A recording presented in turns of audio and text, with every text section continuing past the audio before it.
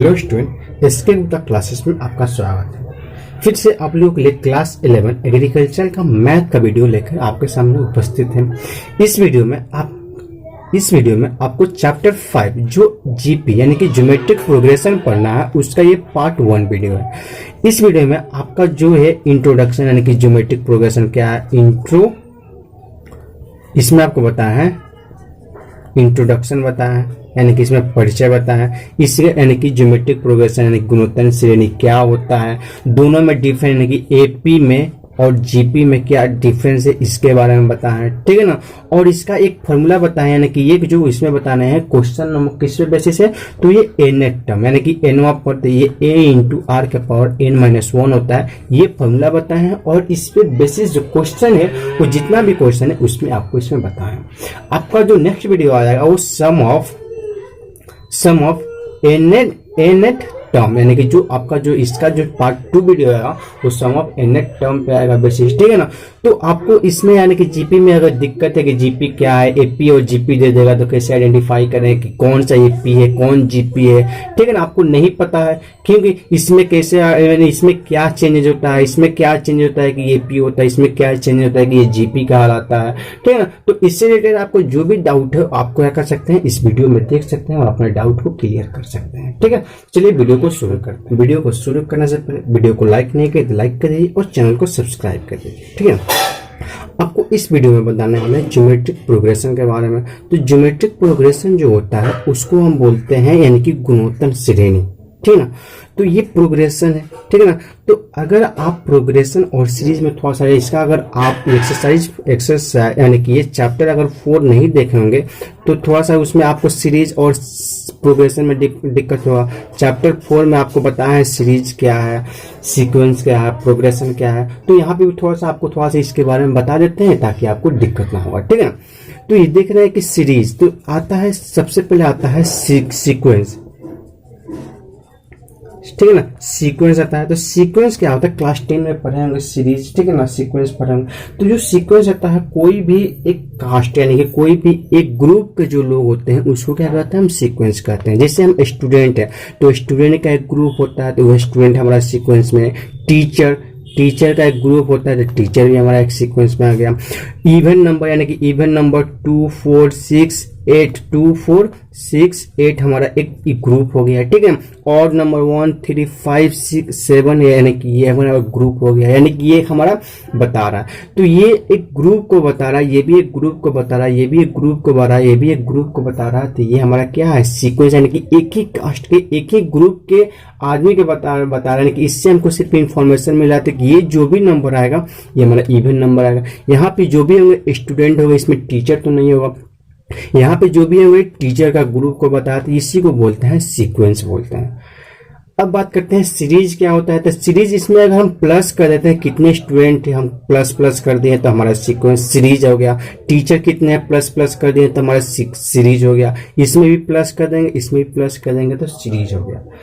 अब बात करते हैं सीक्वेंस और दूसरा होता है प्रोग्रेशन।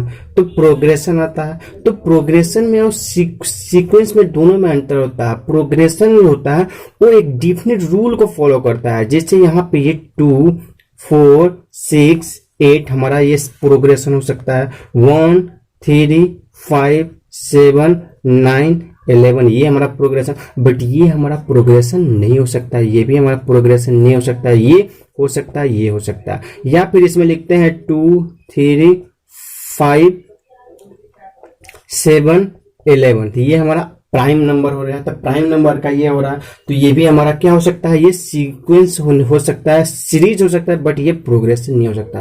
प्रोग्रेशन का मतलब वो सीक्वेंस, प्रोग्रेशन का मतलब वो सीक्वेंस जो एक डिफिनिट रूल को फॉलो करता है। डिफिनिट यानी कि 2 के बाद 2 2 2 आ रहा है, 2 2 आ रहा है तो यहाँ पे क्या होता है, ये प्रोग्रेशन है। यानी कि all sequence are not progression, यानी कि जो सीक्वेंस होगा प्रोग्रेशन होगा ये जरूरी नहीं है, बट जितने भी प्रोग्रेशन होगा वो सीक्वेंस होगा ये जरूरी है, ये कंपलसरी है, ठीक है। तो ये समझ में आ गया। अब आपको पढ़ना है अर्थमेटिक प्रोग्रेशन। तो अर्थमेटिक प्रोग्रेशन और एक पढ़ा रहे हैं एपी और जीपी, थोड़ा सा दोनों को कंपेयर कर दे रहे हैं। यहाँ पे लिख रहे हैं एपी और यहाँ पे लिख रहे हैं जीपी, ठीक है ना। ये दोनों को एक साथ बताने की कोशिश करें कि दोनों में डिफरेंस क्या है, दोनों को कैसे आइडेंटिफाई करें कि ये एपी में ये जीपी में है, ठीक है ना। तो यहाँ पे देखते हैं एपी में भी डिक्रीजिंग और इंक्रीजिंग करता है, ये भी क्या करता है, इंक्रीज करता है या फिर डिक्रीज करता है। ये दो तरह के पढ़ेंगे, इंक्रीजिंग और ये पढ़ेंगे डिक्रीजिंग, ठीक है ना। और इसमें भी पढ़ेंगे इंक्रीज कर, ये पढ़ाने वाला है, ठीक है ना, इंक्रीज। और एक पढ़ते हैं DECREASE, डिक्रीज। तो ये जो इंक्रीज करता है या तो प्लस के साथ इंक्रीज करेगा या फिर माइनस के साथ इंक्रीज करेगा, डिक्रीज करेगा। इसमें जो इंक्रीज डिक्रीज करेगा कोई भी नंबर तो या तो प्लस के साथ या फिर माइनस के साथ, बट इसमें इंक्रीज करेगा तो मतलब मल्टीप्लिकेशन के साथ, और इसमें डिक्रीज करेगा तो डिवीजन के साथ। दोनों में अंतर यही है। ये जो हमारा था, ए था फर्स्ट टर्म, ए प्लस डी था, ए प्लस 2D था और ए प्लस 3D था। ये था ना पहला, दूसरा, तीसरा, चौथा टर्म था। बट हमारा जो जीपी में आएगा वो आएगा ए आएगा, AR आएगा, AR स्क्वायर आएगा और ARQR आएगा, ये आएगा।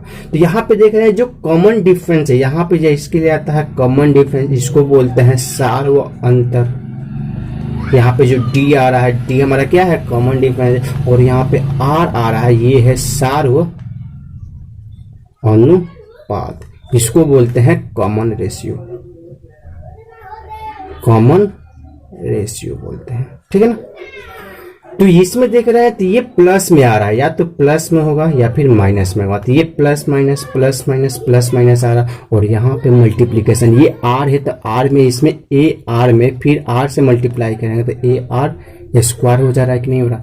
तो ये जो इंक्रीज और डिक्रीज कर रहा है, ये इंक्रीज यानी कि जीपी जो इंक्रीज डिक्रीज कर रहा है, किसमें डिक्रीज कर रहा है, या तो मल्टीप्लिकेशन के फॉर्म में या फिर डिवीजन के फॉर्म में। और एपी जो इंक्रीज डिक्रीज करता है या तो प्लस में या फिर माइनस में। दोनों में डिफरेंस समझ में आ गया होगा कि एपी और जीपी क्या होता है। एपी भी इंक्रीज करता है, डिक्रीज करता है, जीपी भी इंक्रीज करता है और डिक्रीज करता है। बट ये हमारा इंक्रीज डिक्रीज करेगा जीपी या तो मल्टीप्लिकेशन के फॉर्म में या फिर डिवीजन के फॉर्म में। बट ये जो इंक्रीज डिक्रीज कर रहा था अभी तक पढ़ेंगे, उसमें कोई ये कांस्टेंट टर्म का मतलब ये कॉमन डिफरेंस जो था उसी को ऐड कर रहे थे या फिर उसी को सब्ट्रैक्ट कर रहे थे। बट जो जीपी जो आएगा, ज्योमेट्रिक प्रोग्रेशन या फिर गुणोत्तर जो श्रेणी जो आएगा, उसमें जो हमारा डिक्रीज करा इंक्रीज करा कॉमन यानी कि कांस्टेंट जो टर्म है, यही ना हमारा आर है, ये सार्वनुपात कॉमन रेशियो, यही क्या करेगा, या तो मल्टीप्लाई करके आएगा या फिर डिवाइड करके आएगा। ऐसा में तो ये था। इसके लिए जो फॉर्मूला था, इसके लिए दोनों को थोड़ा सा, इसके लिए जो टीएन यानी कि टीएन जो टर्म निकाल रहे थे, ये ए प्लस n-1 इंटू डी था, और इसके लिए जो निकालेंगे टी यानी कि एनवा पद निकालेंगे ए इंटू आर के पावर n-1 हो जाएगा, ठीक है ना। ये जो होगा, ए जो होगा यहाँ पे, ए जो होगा पहला पद हो जाएगा, पहला पद। आर जो हो जाएगा कॉमन यानी कि सार्व अनुपात लिख दे रहे हैं, सार्व अनुपात लिख दे रहे हैं। और एन है पदों की संख्या, एन क्या है, पदों की संख्या। तो ये n-1 आर के पावर हो जाएगा n-1 हो जाएगा। इस तरह से हमको निकालना है और यही इसमें हमको करना है, ठीक है। इसमें कोई दिक्कत आपको नहीं होना चाहिए। इसमें जो था इसमें ये फॉर्मूला अप्लाई करना, और यही फॉर्मूला इसमें मेन है, और इसी फॉर्मूला पे आधारित इसमें क्वेश्चन भी दिया हुआ है, ठीक है ना। तो इसको करना है, और इसमें जो था ये था फॉर्मूला, इसमें ये इसके अनुसार पढ़ना था। तो आपको रेशियो यानी कि जीपी और एपी में अंतर आपको समझ में आ गया होगा।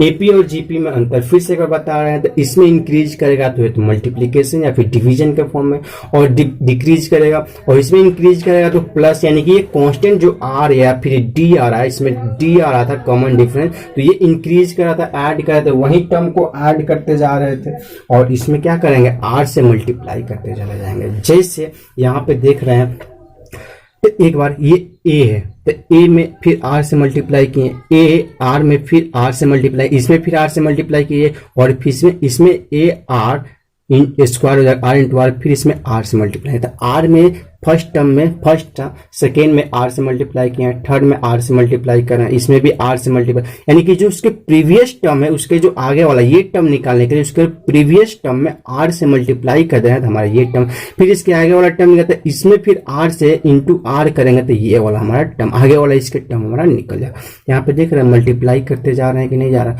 और हो सकता है कोई कोई क्या कर देगा, डिवाइड भी करते चला जाएगा, यानी कि यहाँ पे आर माना तो कोई पी पी पी से डिवाइड करते हुए भी टर्म्स हमारा पूछा जाता है, ठीक है ना। तो इसका जो मेन कंक्लूजन है आपको याद रखिएगा, जीपी का जो मेन है जो फॉर्मूला है उसको याद रखिएगा। अब आपको डिफरेंस समझ में आ गया होगा, ठीक है। तो इसका जो फॉर्मूला है वो है, याद रखिएगा जीपी का। अब सिर्फ जीपी के बात करेंगे, एपी समझ में आ गया होगा, जीपी अब समझ में आ गया होगा। अब इसका जो फॉर्मूला एनवा पद निकालने के लिए, यानी कि एनवा पद निकालने के लिए फॉर्मूला था ए इंटू आर के पावर एन माइनस 1, यही फॉर्मूला था और इसी फॉर्मूला को अप्लाई करना, इसमें सब बता दिए। ये जो था ए हमारा क्या हो जाएगा, पहला पद हो जाएगा, और आर जो हो जाएगा क्या हो जाएगा, सार्व अनुपात हो जाएगा, ये सार्व अनुपात हो जाएगा। एन जो हो जाएगा पदों की संख्या हो जाएगा, एन क्या हो जाएगा, पदों की संख्या हो जाएगा, ठीक है। बात करें एक्सरसाइज 5.1, इसमें इतना ही थ्योरी था। इसका जो 5.2 हो, ये जो 5.1 है वो सिर्फ बेस है, किस पे बेस है, यानी कि इस पे बेस है, Tn बराबर a इंटू आर के पावर n माइनस 1 पे बेस है, इसीलिए सिर्फ आपको इतना ही बता रहा है। जो 5.2 है वो आपको बेस हो जाएगा सम ऑफ आर, यानी कि सम ऑफ nth टर्म, यानी कि वो nth टर्म पे बेसिस होगा। तो उसको जो होगा, ये अगले वीडियो जो आएगा उसमें सम ऑफ nth टर्म पे जो बेसिस जो भी क्वेश्चन होगा एक्सरसाइज जब 5.2 बताएंगे तो वहां पर आपको बता देंगे, ठीक है ना। तो आप चिंता मत कीजिएगा कि सर ये सिर्फ nवा पद बता दिए, सम ऑफ nth पद नहीं बताया है, उसका फिर और भी उसका क्वेश्चन होता है वो नहीं बता रहे हैं, तो इसके लिए टेंशन मत लीजिए। जैसे जैसे क्वेश्चन आते जाएगा वैसे वैसे आपको थ्योरी देते जाएंगे, क्योंकि सब थ्योरी एक जगह दे देंगे तो फिर आपको दिक्कत हो जाएगा, ठीक है। तो ये बात करें 5.1, तो क्वेश्चन नंबर 1 से जो 8 कर रहा है, क्या कर रहा है, निम्न श्रेणियों के सार्व अनुपात का मतलब आर निकालना, आर का वैल्यू क्या होगा, पांचवें पद यानी कि T5 का वैल्यू क्या होगा, और एनवें पद और एन यानी कि Tn यानी कि एनवें पद का मतलब Tn का वैल्यू क्या होगा ये निकालना है, ठीक है। तो अब ये फॉर्मूला पढ़ेंगे कि Tn बराबर क्या होता है, a इंटू आर के पावर n माइनस 1। आपको बार बार बता रहा है कि फॉर्मूला आपको रटने की जरूरत नहीं है, इस फॉर्मूला को रटना नहीं है, ये फॉर्मूला आपको बार बार लिखिएगा ना तो आपको याद होगा। जब भी क्वेश्चन बनाइए तो इस फॉर्मूला को लिख दीजिए, तो आपको फॉर्मूला रटना नहीं पड़ेगा, आपको याद हो जाएगा, ठीक है ना। तो ये पूछ रहा है, तो ये पूछ रहा है फॉर्मूला पता है। तो क्वेश्चन नंबर हम 1 की बात करें तो क्वेश्चन नंबर कोई भी शुरुआत 1 नंबर से क्वेश्चन करता है, तो 1 नंबर क्वेश्चन क्या कर रहा है कि 1 3 9 डॉट डॉट दे दिया। तो इसका पहला पद तो नहीं निकालना, इसका आर निकालना है। तो आर निकालने के लिए फॉर्मूला होता है Tn, इसमें होता है Tn बाई Tn माइनस 1, ये होता है। जबकि एपी का जो था हमारा कॉमन डिफरेंस निकालने का फॉर्मूला था Tn माइनस 1, क्योंकि वो प्लस माइनस के साथ डिक्रीज इंक्रीज कर रहा था इसलिए ये फॉर्मूला था, और मल्टीप्लिकेशन डिवीजन के साथ इंक्रीज डिक्रीज कर रहा इसलिए इसके फॉर्मूला ये होता है। तो कोई भी टर्म ले लीजिए और उसका जस्ट एक पहले वाला टर्म ले लीजिएगा, उसको डिवाइड कर दीजिएगा तो आपका ये आर निकल जाएगा, ठीक है ना। यहाँ पे बात करें आर बराबर, तो ये तीसरा पद है तो 9 है, और तीसरे में से 1 हटाएंगे तो दूसरा पद की वैल्यू कितना है, 3 है, तो ये कितना हो जाएगा, 3 हो जाएगा। या फिर आर ये और एक और निकालना है तो ये दूसरा पद है, दूसरा में से कर लेंगे तो ये कितना आ जाएगा, 3 है। तो हमारा आर का वैल्यू कितना आ गया, हमारा 3 आ गया। इस तरह से आर का वैल्यू आ गया 3 आ गया। अब पूछ रहा है T5, तो T5 का निकालेंगे तो T5 तो ए होता है a इंटू आर के पावर n माइनस 1, ठीक है ना। तो n बराबर, तो T5 निकालना है तो T5 a पहला a है इंटू आर का वैल्यू 3 है और 5 माइनस 1 करेंगे। इसको अब सॉल्व करना है, इसको सॉल्व करें तो 1 इंटू 3 के पावर 4, तो 3 के पावर 4 का मतलब 3 को कितना बार मल्टीप्लाई करना है, 4 बार। तो 1 2 3 4, तो 3 3 का 9, 3 3 का 9, तो 9 गुणे 9 कितना हो जाएगा, 81 हो जाएगा। यानी कि T5 का वैल्यू कितना हो जाएगा, 81 हो जा रहा है। T5 का वैल्यू हमको 81 हो रहा है। अब आपको निकालना है nवा पद, Tn फॉर्म निकालना, Tnवा पद निकालना।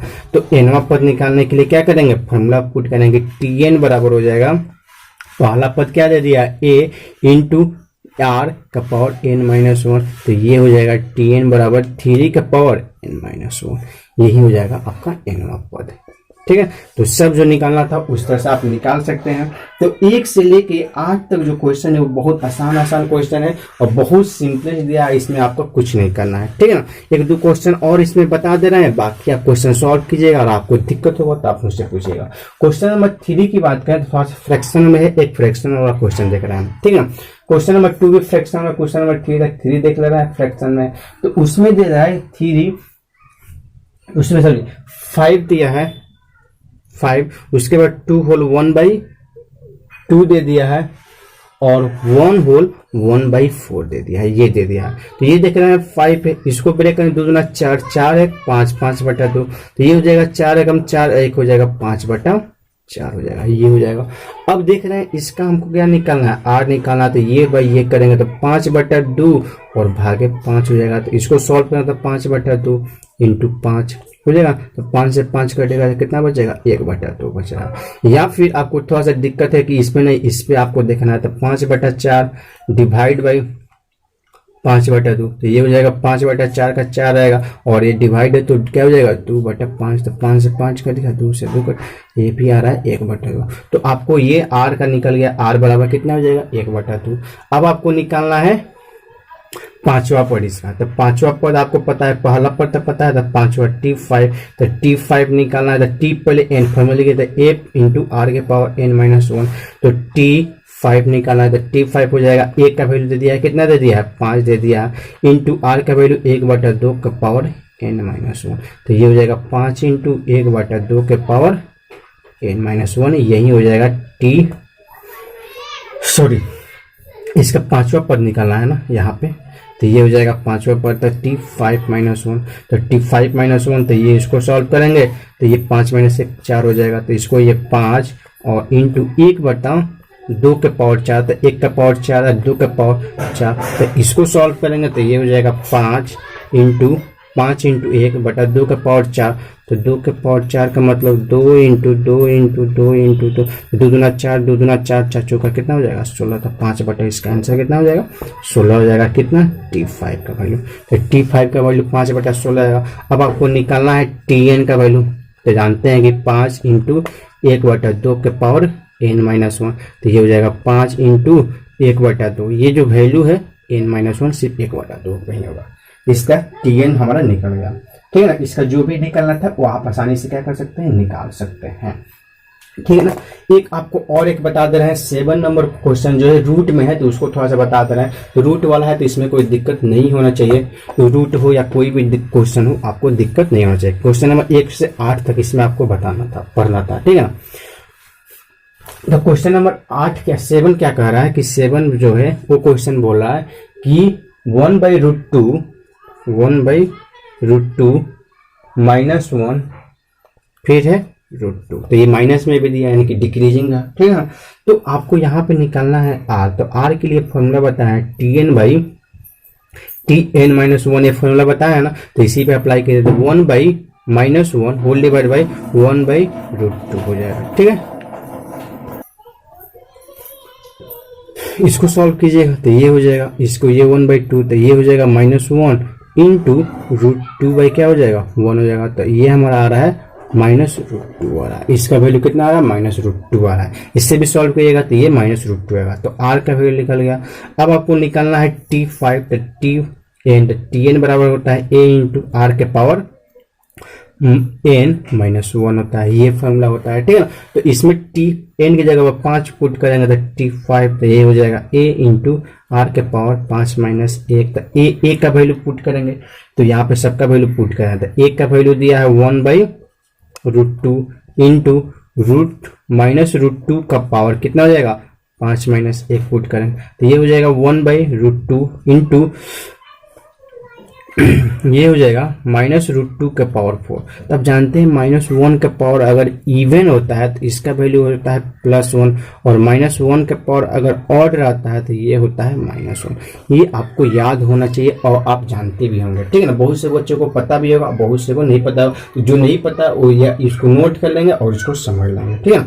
यहाँ पे देख रहे हैं 4 है, तो 4 हमारा इवन है, तो 4 माइनस का पावर 4 करेंगे तो प्लस हो जाएगा, और √2 इंटू √2 करेंगे, और √2 इंटू √2 करेंगे बाई √2। तो एक √2 से √2 करें तो √2 इंटू √2 क्या हो जाएगा, 2√2। यही इसका क्या हो जाएगा, हमारा आंसर। इसका जो आंसर होगा हमारा ये हो जाएगा। अब हम बात करें tn का वैल्यू, तो tn का वैल्यू हो जाएगा a इंटू आर के पावर n-1। तो आपको निकालना a का वैल्यू पुट करना, तो 1/√2 इंटू -√2 के पावर n-1। यही इसका क्या हो जाएगा, आंसर। यानी कि tn का जो वैल्यू हो जाएगा यही इसका आंसर हो जाएगा। इसमें और कुछ हम नहीं कर सकते हैं, क्योंकि n भी नहीं बता सकते हैं, कभी इवन होगा कभी ऑड होगा, तो इसीलिए ये इसी तरह से क्या हो जाएगा। इसको और थोड़ा सा लिखना है तो ये माइनस, इसको और थोड़ा सा सही से लिखना है तो यहाँ पे लिख सकते हैं -√2 के पावर n-1/√2। ये हम लिख सकते हैं, और कुछ इससे ज्यादा हम नहीं लिख सकते हैं। इसी तरह से इससे क्या हो जाएगा, हमारा आंसर हो जाएगा, ठीक है। ये क्वेश्चन नंबर कितना था, 7 था।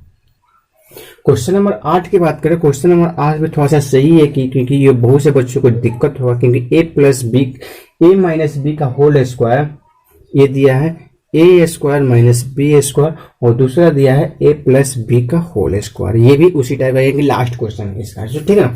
यानी कि निम्न श्रेणियों का अनुपात और पांचवें पद का ये इसका 8 है, ठीक है ना। तो इसमें आपको निकालना है, तो सबसे पहले इसको ब्रेक कर दिया, तो ये हो जाएगा a² + b² - 2ab हो जाएगा। ये ऑलरेडी दिया है a² - b², और ये हो जाएगा a² + b² + 2ab। अब मुझे लग रहा है कि बन जाना चाहिए, ठीक है ना। ये हमारा इस तरह से दिया हुआ है, नहीं ये दिक्कत हो जाएगा, इस तरह से तोड़िएगा तो फिर दिक्कत हो जाएगा, नहीं बनेगा, ठीक है। दूसरा ये बनेगा इस तरह से, क्वेश्चन एक एपी में भी दिया हुआ था, ठीक है ना। तो इसलिए तो ये हो जाएगा a - b into a - b, ये हो जाएगा। ये a² - b² को लिख सकते हैं a - b इंटू a+b, और इसको लिख सकते हैं a+b इंटू a+b लिख सकते हैं। तो आपको r निकालना है, तो r का फॉर्मूला होता है tn/tn-1। तो आप ये टर्म ले जाते, उसके पहले वाला टर्म ये, तो दोनों का रेशियो ले जाते a+b into a-b by a-b into a-b, तो a-b से a-b ये बचेगा a+b बाई a-b। ये हो गया आपका r का वैल्यू। जब एक r का वैल्यू निकल गया तो इसका पांचवा पद आपको निकालना है, तो tn बराबर क्या होता है, a इंटू आर के पावर n-1। तो t5, तो t5 तो a का वैल्यू है a - b का होल स्क्वायर इंटू r का वैल्यू है a+b, फिर से लिख रहे हैं a+b बाई a-b का पावर 5 - 1 करेंगे तो कितना हो जाएगा, 4 हो जाएगा। तो ये लिखेंगे a-b का होल स्क्वायर इंटू a+b के power 4 whole divide by a-b के पावर कितना हो जाएगा, ये भी 4 हो जाएगा। तो ये स्क्वायर से ये पावर 2 टाइम्स कटेगा, तो ये बचेगा a+b के पावर 4 डिवाइड बाई a-b का क्या हो जाएगा, होल स्क्वायर हो जाएगा। ये आपका कितना था, पांचवा पद का ये वैल्यू था। अब आपको nवा पद निकालना है, तो tn निकालना है, तो a+b, यानी कि ये tn का फॉर्मूला क्या होता है, फिर से लिखेंगे तो a इंटू आर के पावर n-1। तो ये लिखेंगे तो a का वैल्यू दे दिया है a+b का क्या, a-b का whole square into a+b by a-b का पावर n-1। यही इसका क्या हो जाएगा, आंसर हो जाएगा, ठीक है। ये हो जाएगा इसका tn का जो वैल्यू हो जाएगा, यही इसका आंसर हो जाएगा, इस तरह से, ठीक है ना। अब 10वें नंबर क्वेश्चन की बात करें तो एक 10वां नंबर क्वेश्चन आपको बता दे रहे हैं। क्वेश्चन नंबर 9 बहुत आसान क्वेश्चन है। क्वेश्चन नंबर 9 दूसरा पद दिया है, सार अनुपात दिया है, तो उसका 7वां पद निकालना है, तो ये आसान है, आप बना सकते हैं, ठीक है ना। क्वेश्चन नंबर 10 की बात करें तो क्वेश्चन नंबर 10 क्या बोल रहा है, दूसरा पद दिया है सार अनुपात दिया है, तो दूसरा पद दे दिया है सार अनुपात दिया है, तो सातवां पद पूछ रहा है तो उसमें पहला पद निकाला। ये भी क्वेश्चन है, उसका आधा कर देंगे तो क्वेश्चन बनेगा। चलिए इसमें पहले ये क्वेश्चन हम देखते हैं। यदि किसी गुणोत्तर श्रेणी का छठा पद इतना है और सार अनुपात इतना है तो पहला पद ज्ञात करना है। तो पहला पद निकालने के लिए जानते हैं कि Tn बराबर क्या होता है, a इंटू आर के पावर n-1 होता है ना। तो आपको ये दे दिया है, ये दे दिया है और ये दे दिया है, ठीक है ना। n यहाँ भी n दिया है तो ये भी आपका n दे दिया है, तो आपको a नहीं निकाल जाएगा, यानी कि सातवां पद दे दिया है, ये दे दिया है। a का वैल्यू निकालना है, r का वैल्यू दे दिया है 3 का पावर 7-1, क्योंकि सातवां पद दिया है तो t7, तो ये 7, n का वैल्यू यहाँ पे 7, तो यहाँ भी n का वैल्यू कितना हो जाएगा, 7 हो जाएगा कि नहीं हो जाएगा, तो साथ में, तो ये हो जाएगा इतना इजिकल टू a इंटू ये हम निकालेंगे तो ये हो जाएगा कितना हो जाएगा 3 का पावर 6। तो 3 का पावर 6 और ये देख रहे हैं कि 3 का पावर कितना है, ये 7 ही दिया है, 3 का पावर ये 6 से दिया है। तो 3 का पावर 6 अगर नहीं पता है तो 3 का पावर 6 निकालेंगे, तो 3 इंटू 3 1 2 3 4 5 6, तो 3 3 का 9, 3 3 का 9, 3 3 का 9, तो 99 81, 3 3 का 9 ये हो गया, इसका वैल्यू 9, इसका वैल्यू 9 और इसका वैल्यू 9, तो 3 3 का 9, 3 3 का 9, 3 3 का 9, 99 81 गुना 9, तो 9 कम 9 8 9 72, तो 3 के पावर यानी कि ये इतना बराबर a इंटू 729 आ गया, यानी कि a बराबर 729/729, ये इससे हमारा कट जाएगा, यानी कि a बराबर कितना आ गया, 1 आ गया। तो ये क्वेश्चन नंबर 9 जो है उतना काम करेंगे, सबसे पहले a का वैल्यू निकालेंगे, क्योंकि ये 10वां नंबर का आंसर ये होगा। 9 नंबर क्वेश्चन की बात करें, 9 नंबर क्वेश्चन में दूसरा पद दे दिया है, t2 दे दिया है, क्या दे दिया है, -1 होल 1/2, 2 एकम 2 1 3, -3/2 हो जाएगा। और इसमें सारों अनुपात यानी कि -1/2 दे दिया है, तो आपको आपसे पहला पद नहीं निकल जाएगा, तो पहला पद निकालिएगा तो ये हो जाएगा दूसरा, यानी कि a इंटू -1/2 के पावर 2-1 इज इक्वल टू दे दिया है -3/2, ठीक है। तो यहाँ पे पुट करेंगे तो ये हो जाएगा 2-1 2, तो -1/2 ये रहेगा इजिकल टू -3/2 हो जाएगा, ठीक है ना। अब इसमें वैल्यू को a बराबर, तो ये मल्टीप्लाई में तो -3/2 इंटू 2 और -1, ये 2 से 2 करेगा माइनस से माइनस, तो a बराबर क्या आ जाएगा 3। जब a बराबर 3 आ गया तो हमको निकालना है t7, तो ये a इंटू आर के पावर 7-1, तो पुट करेंगे और बनाएंगे तो हमारा 9 नंबर क्वेश्चन भी हमारा क्या हो जाएगा, बन जाएगा, ठीक है।